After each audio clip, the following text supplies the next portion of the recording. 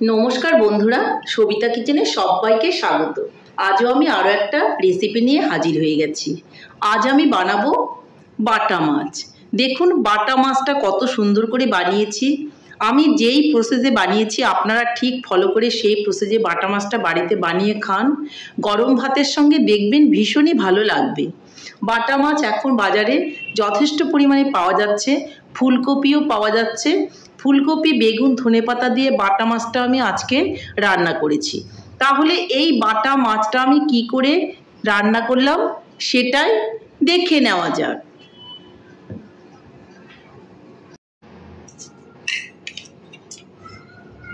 বাটা মাছ রান্না করতে গেলে প্রথমে কিন্তু বাটা মাছ আমাকে নিয়ে নিতে হবে।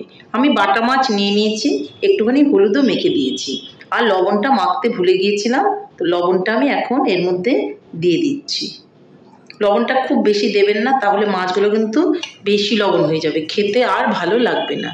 মাছগুলোকে আমি লবণ দিয়ে খুব ভালো করে কিন্তু মেখে দেব।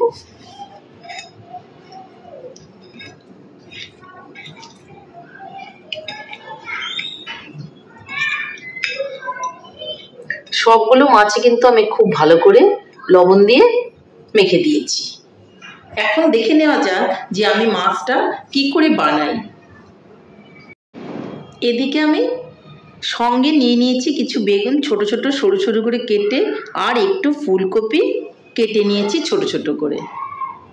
আর দেখুন নিয়ে নিয়েছি অল্প পোস্ত আর অল্প কালো সর্ষে, নিয়েছি লঙ্কা আর নিয়েছি ধনেপাতা।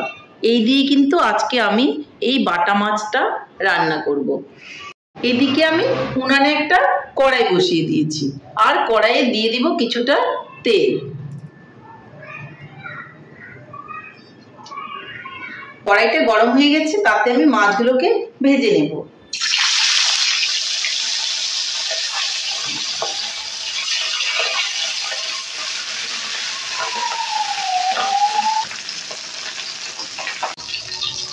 মাছগুলো কিন্তু ভাজা হয়ে গেছে, আমি এখন তুলে নেব।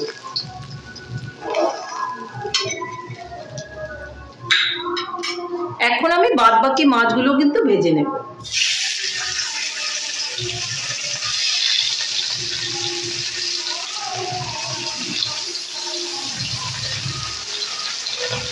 আজকের মেনুতে কিন্তু মাছ ভাজা থাকবে, যার জন্য এই কয়টা মাছ আমি কিন্তু একটু কড়া করে ভেজে নেব।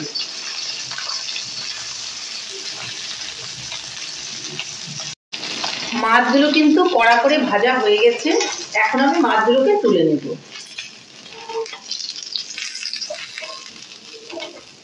এই তেলের মধ্যেই আমি এখন বেগুনগুলোকে ভেজে নেব।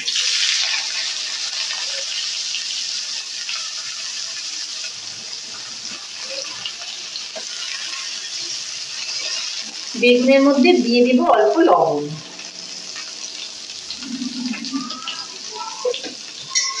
নেড়ে চেড়ে এগুলোকে আমি ভেজে নেব।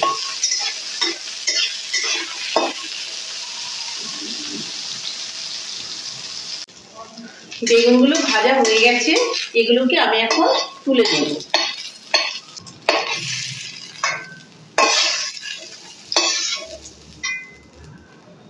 মাছ আর বেগুনটা আমি তাহলে তুলে নিলাম।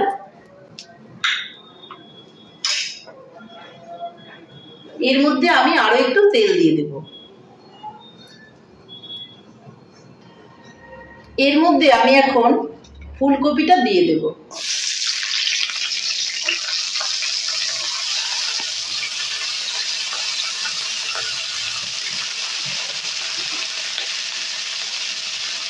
ফুলকপির মধ্যেও দিয়ে দিব অল্প লবণ। ফুলকপিতে আমি একটু হলুদও দিয়ে দেব।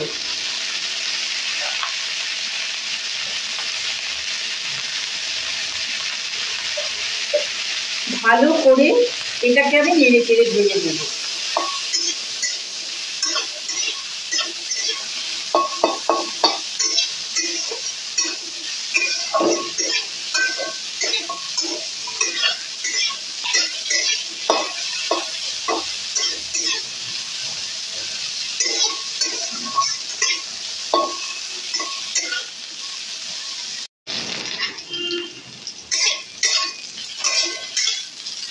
ফুলকপিটা একটু ভাজা ভাজা হয়ে এসছে। এর মধ্যে আমি এখন এই সর্ষে আর পোস্তটাকে বেটে রেখেছিলাম সেটা দিয়ে দেব। ভালো করে নেড়ে চেড়ে একটু মিলিয়ে নেব।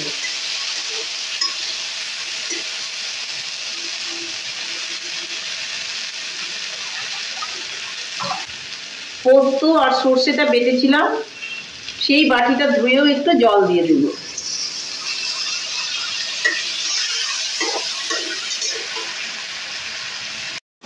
এর মধ্যে এখন আমি একটু ধনেপাতা কুচিয়ে দিয়ে দেব, ছোট ছোট করে একটু দিয়ে দিচ্ছি।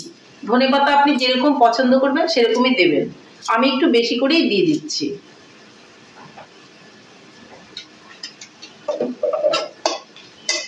ভালো করে নেড়ে চেড়ে দেব। আমি যে বেগুনটা ভেজে রেখেছিলাম সেটাও কিন্তু আমি দিয়ে দেব।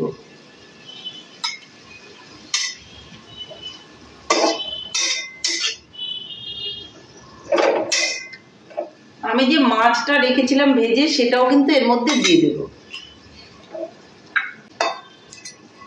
এর মধ্যে আমি এখন সামান্য একটু জল দিয়ে দেব।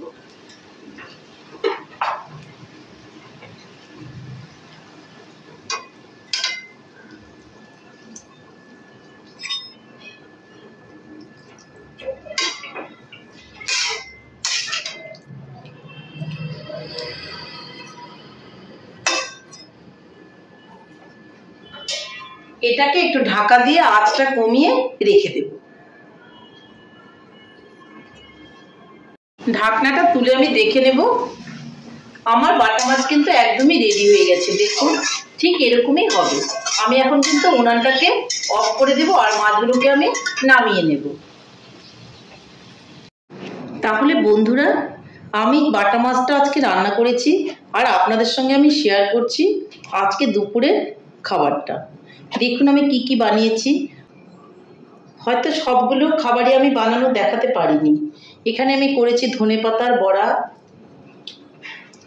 করেছি একটু বেগুনি, আছে মাছ ভাজা, এখানে করেছি আমি একটু লাফা শাক,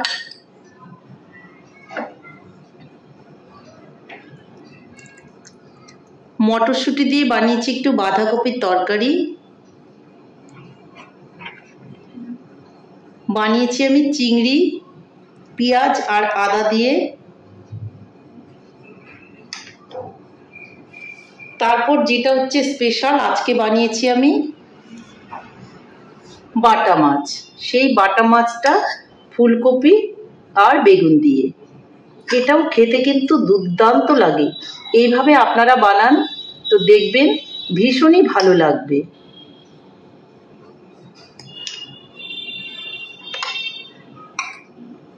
সঙ্গে আমি আজকে কোনো চাটনি রাখিনি, একটু জলপাইয়ের আচার রেখেছি, সাইডে আমি দিয়ে দিলাম।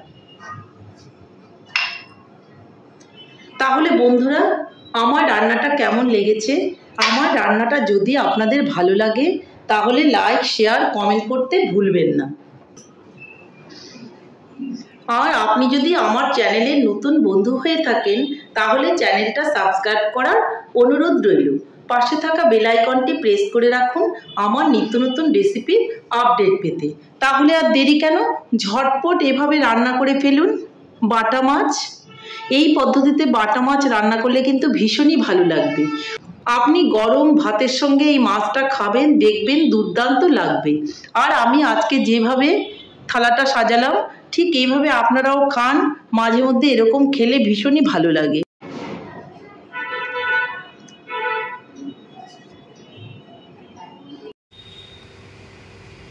তাহলে আর দেরি না করে ঝটপট বানিয়ে ফেলুন পোস্ত দিয়ে ফুলকপি আর বেগুন দিয়ে বাটা মাছ।